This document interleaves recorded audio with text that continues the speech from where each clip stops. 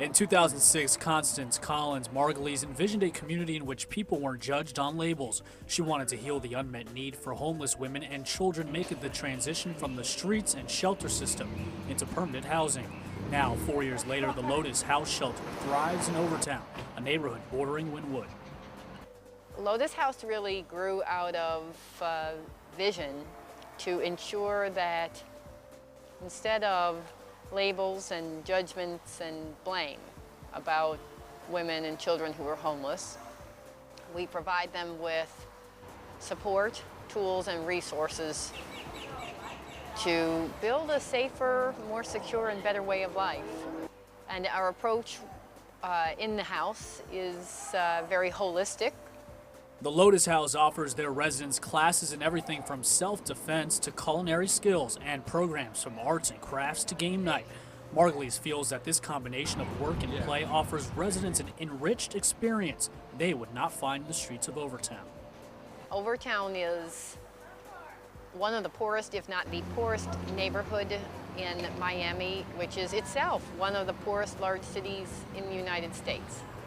And you need only drive or walk through the streets of Overtown to understand in a way why it was so essential to have a resource center right here in the heart of that need. And from Overtown to Wynwood, Lotus House has truly become a community effort. Almost everything that the Lotus House offers its residents, including food, clothes, diapers, and cribs, is donated by the surrounding community. Really, Lotus House would not exist but for the community.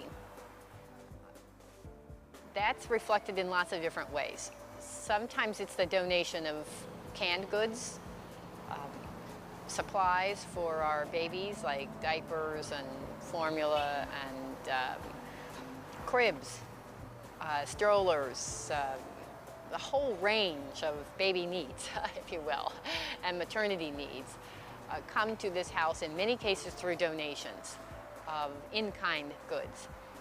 After 4 years and over 450 women served, Margulies believes the Lotus House community has far exceeded her original vision. This is not my vision. This is the universe unfolding. And I was just really taken with the sense of how many people have come together to make this possible and to continue to make it possible every day for every amazing, beautiful spirit that walks through this door. We've had over 40 babies born since our maternity wing opened, and I think we've served well over 80 children, but 40 babies will call Lotus House their first home. That's a great memory. In partnership with the Lotus House Shelter is the Lotus House Thrift Store. Located in Wynwood, just a few blocks from the shelter, the thrift store supports the shelter and everything it does. Manager Sierra Jones explains. It serves many purposes for the shelter. The main three are raising funds, extra funds for the shelter, because during these economic times it's very hard for any nonprofit to raise money. Secondly, it clothes the women and children that are living in the shelter at the time. Past guests and current guests come here with vouchers.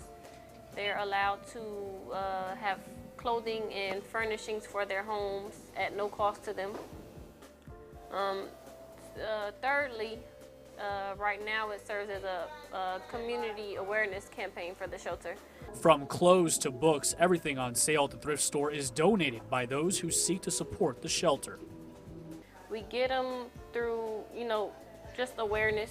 People coming in, they hear about the cause, the shelter. They like what they hear, they buy stuff and they bring stuff back. Like the Lotus House itself, the thrift store has made its biggest impact on the Wynwood and Overtown communities through awareness. It's changing people's minds about homelessness and our responsibility to contribute, because you never know when you'll be homeless. It's not anything that anybody plans on and says, yeah, I want to wake up and be homeless tomorrow, but it is our responsibility, as citizens and even just living in the community to help those in need and not just let another person lay on the sidewalk. It's through that awareness that the Lotus House has been able to turn the lives of so many residents around. Every woman that comes to the Lotus House has a different story. Former resident Jackie shares her story. I was taking care of family, my brother, my mother, but brother passed away recently and I left my job to take care of my brother. Then I lost everything, so that's how I ended up homeless. And after losing everything, Jackie found herself moving from shelter to shelter, not knowing how to change the cycle. But Jackie found that change when Constance Collins Margulies accepted her to the Lotus House. Miss Constance, I spoke with her, and then I told her my position and what had happened. It was on a Friday, and then she told me to come back, and I came back on a Sunday.